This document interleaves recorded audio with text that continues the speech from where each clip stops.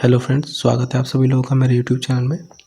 Guys, पिछली video में हम लोगों ने एब्स्ट्रैक्ट क्लासेस के बारे में जाना था कि वो किस तरह से का क्लास होता है, कैसे उसको हम लोग यूज करते हैं इस प्रोग्रामिंग में, और साथ ही साथ कोडिंग भी देखा था हम लोगों ने।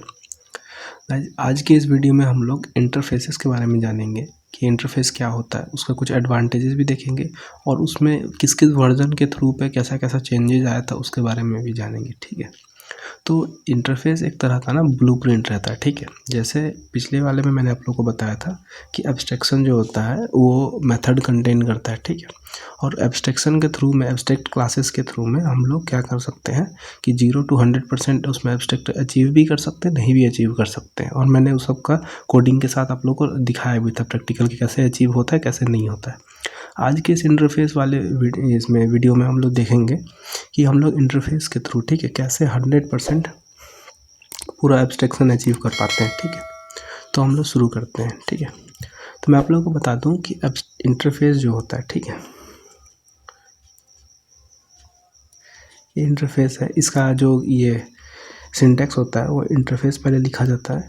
ठीक, और उसके बाद ना यहाँ पर हम लोग क्या करते हैं, ये इंटरफेस का नाम लिखते हैं। ठीक है, इंटरफेस नेम।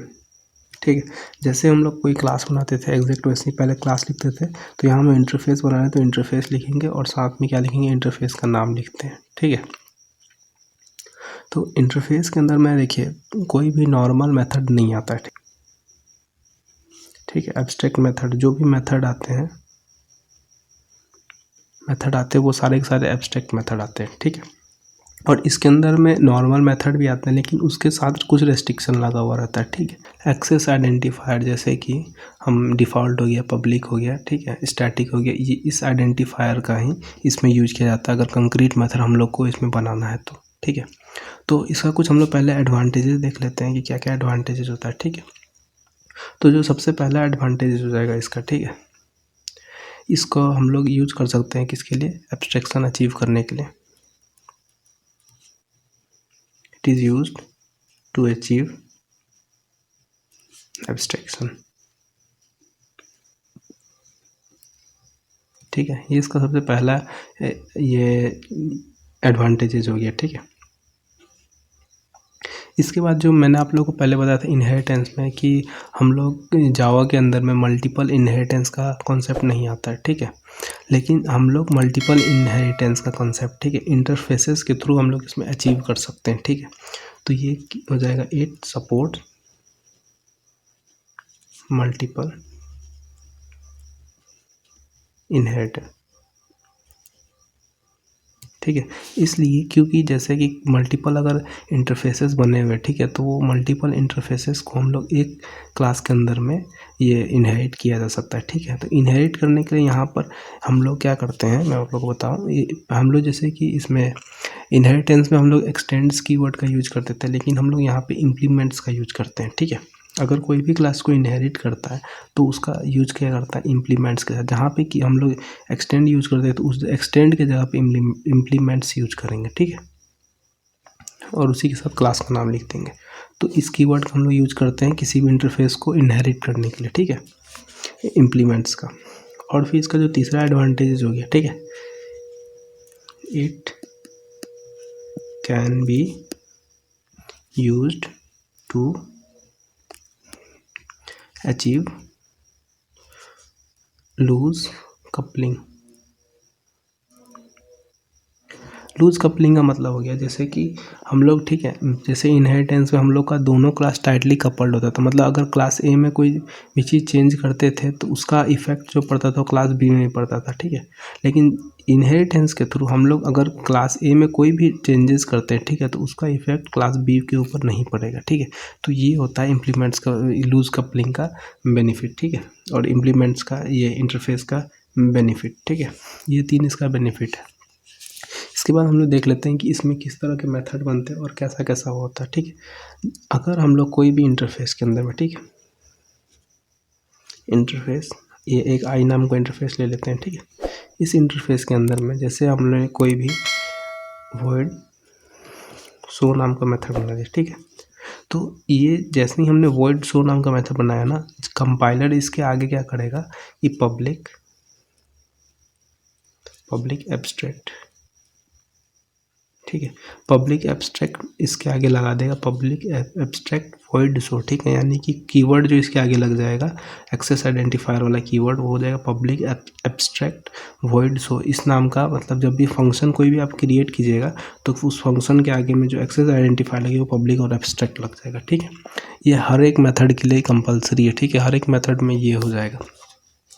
इसके बाद अगर हम लोग इसमें कोई भी, ठीक है, फील्ड्स बनाते हैं, ठीक है, कोई फील्ड्स यानी कि इंट आई हम लोग लेते हैं, जैसे कि, ठीक है, इंट आई ले लेते हैं, आई इक्वल टू 10 20 जो भी इस तरह का चीज़ लेते हैं, ठीक है, फील्ड्स वगैरह लेते हैं, तो उस फील्ड्स के लिए भी यहाँ पे स्पेशल है। तो उस फील्ड्स को अगर जैसे सपोज हमने यहाँ पर, ठीक है, इंट आई इक्वल्स 10 कर दिया, ठीक है, तो कंपाइलर इसके आगे भी ऑटोमेटिक क्या लगाता है, पब्लिक स्टैटिक फाइनल कीवर्ड लगाता है, ठीक है, पब्लिक स्टैटिक फाइनल कीवर्ड लगा देता है, ठीक है। और इंटरफेस के अंदर में, ठीक है ना, 8th वर्जन के पहले यानी 8th वर्जन से जो भी पहले का वर्जन था, ठीक है, उस टाइम पे हम लोग कंक्रीट मेथड नहीं बना सकते थे, ठीक है, कंक्रीट मेथड नहीं बनता था, मतलब सिर्फ पब्लिक एब्स्ट्रैक्ट वॉइड शो नाम का ही बस ये मेथड का नाम डिक्लेयर होता था, बस इतना ही, ठीक है। इसके बाद मेथड का बॉडी नहीं बन सकता था। लेकिन आफ्टर 8th वर्जन, ठीक है, 8th वर्जन के बाद से हम लोग इसमें कोई भी मेथड को हम लोग बना सकते हैं, लेकिन उस मेथड का, ठीक है, जो एक्सेस आइडेंटिफायर होगा यानी कि जो सबसे पहला वो डिफ़ॉल्ट, ये डिफ़ॉल्ट आपको लिखना पड़ेगा। आप लोग डायरेक्टली वॉइड शो लिख करके, ठीक है, नहीं बना सकते, ठीक है, वॉइड शो, ठीक है, शो लिखिए या डिस्प्ले कोई दूसरा लिख दीजिए, क्योंकि सेम नाम का मेथड मल्टीपल नहीं हो सकता, ठीक है, ठीक है। तो डिस्प्ले एक मेथड बना लेते हैं, ठीक है। तो कोई भी अगर हमने मेथड बना लिया जैसे, ठीक है, तो उस मेथड के आगे जो आइडेंटिफायर लगेगा वो डिफ़ॉल्ट लगेगा, डिफ़ॉल्ट वॉइड डिस्प्ले। अगर आप लोग गलती से भी सिर्फ वॉइड डिस्प्ले लिखते हैं, ठीक है, तो वो आप लोग को एरर देगा, ठीक है। और इसके अंदर हम लोग बॉडी वगैरह कुछ भी इसके अंदर बॉडी बना सकते हैं, ठीक है, system.out.print हेलो, ठीक है। तो अब इसके अंदर अगर कोई भी चीज़, ठीक है, हम कोई भी मेथड अगर हमको कंक्रीट मेथड यानी कि उसके साथ पूरा ये बनाना है, हम लोग को पूरा उसका बॉडी लिखना है, सब कुछ लिखना है, तो उस मेथड को हमको डिफ़ॉल्ट डिक्लेयर करना कंपलसरी है, ठीक है। ये आफ्टर 8th वर्जन के बाद है, ठीक है।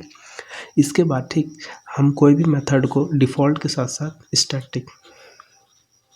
स्टैटिक वॉइड रन, ठीक है, यानी कि कोई भी मेथड, ठीक है, दो ही तरीक़ा से पूरा फुल कंक्रीट मेथड बनेगा, वो है, ठीक है, वो दो मेथड है डिफ़ॉल्ट और स्टैटिक, ठीक है, यानी कि उस मेथड के आगे में दो कीवर्ड लगे और डिफ़ॉल्ट और स्टैटिक लगना कंपलसरी है, ठीक है, तभी वो पूरा मेथड उसका बॉडी का डिफाइन किया जा सकता है, ठीक है। आफ्टर 8th वर्जन, ठीक, आफ्टर 9th वर्जन, ठीक है, आफ्टर 9th वर्जन, ठीक है, इसने क्या कर दिया है कि आप लोग अब इसमें प्राइवेट मेथड भी बना सकते हैं, यानी कि प्राइवेट वॉइड हीट, ठीक है,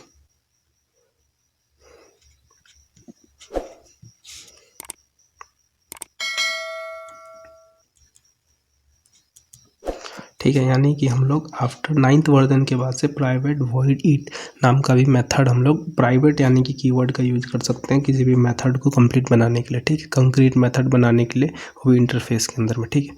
तो जैसे हम लोग पिछली बार इसमें आप लोग देख सकते थे, मैंने बताया था कि हम लोग ये एब्स्ट्रैक्ट क्लास का कभी भी ऑब्जेक्ट नहीं बना सकते, सेम वैसे इंटरफेस का भी कोई ऑब्जेक्ट नहीं बनता है, ठीक है। तो इसी 3 एक्सेस आइडेंटिफायर का यूज़ करके हम लोग इंटरफेस के अंदर में कंक्रीट मेथड बना सकते हैं, ठीक है। और जो भी इसको इम्प्लीमेंट्स करेगा यानी इनहेरिट करेगा, इसमें इम्प्लीमेंट्स करेगा, ठीक है, वो उस मेथड का यूज आराम से कर सकता है, ठीक है।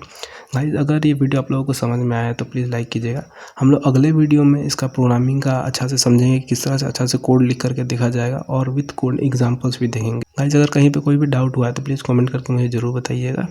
और डिस्क्रिप्शन में मेरे वेबसाइट का लिंक है, आप लोग वहाँ जा करके कुछ इंपॉर्टेंट जावा का क्वेश्चन देख सकते हैं, हो सकता है आप लोग को वो एग्ज़ाम बेसिस या फिर इंटरव्यू बेसिस पे हेल्प कर देगा। Thanks for watching.